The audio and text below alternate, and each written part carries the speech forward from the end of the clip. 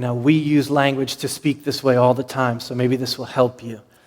When we are comparing two things that are supposed to be really similar and of the same quality, but one of which is just not like the other in terms of quality or worth or legitimacy, what do we say?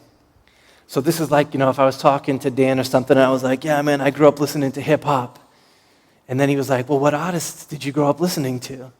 And I was like, Carmen, DC Talk, Little Vanilla Ice. What does Dan say to me? That's not hip hop. Do you ever tell some of these crazy people from the South that you've eaten barbecue before? And how does that conversation go? They set you up, right? Well, where did you eat this barbecue? I don't know, Main Street in Malden. And then what do they say? That's not barbecue. Take you to Hot Springs, Arkansas, Houston, Texas. That's barbecue. You feel that? That's what Paul is saying. Don't miss it. There's one gospel. One beautiful, orthodox, apostolic, covenantal, Trinitarian, grace-grounded, cross-centered, faith-apprehended gospel. And it is good news, that's what the word means, for sinners, only because it is all of those things. Any other gospel that messes with that content, and in this case by adding your works to Jesus' works, adding law to grace, is not a gospel at all. It's not a gospel.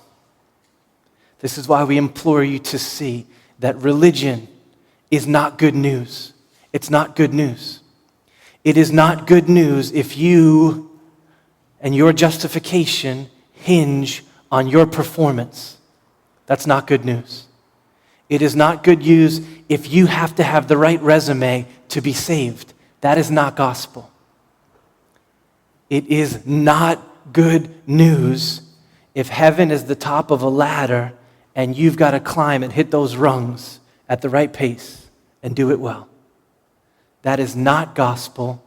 That is another gospel. That is no gospel at all. It is a false gospel. It is a deadly gospel, and it is not even worthy of the title gospel. Now, I know that is wicked hard for you to hear in our day, right? What have you been taught? You've been taught that faith and spirituality and religion, it's like a big bag of M&Ms, right? There's all different colors in there, but at the end of the day, whichever one you pop, melts in your mouth, tastes good, goes down the same. That's what religion is like. Just pick the one that you want. Don't pick any at all. They're all different, and they're all the same. Scripture here says, no, that's not what's going on. That's not how it works with Jesus' gospel of grace. To fade 1 inch from that gospel is to lose it altogether. It's not another one. If you lose that good news, you lose all good news.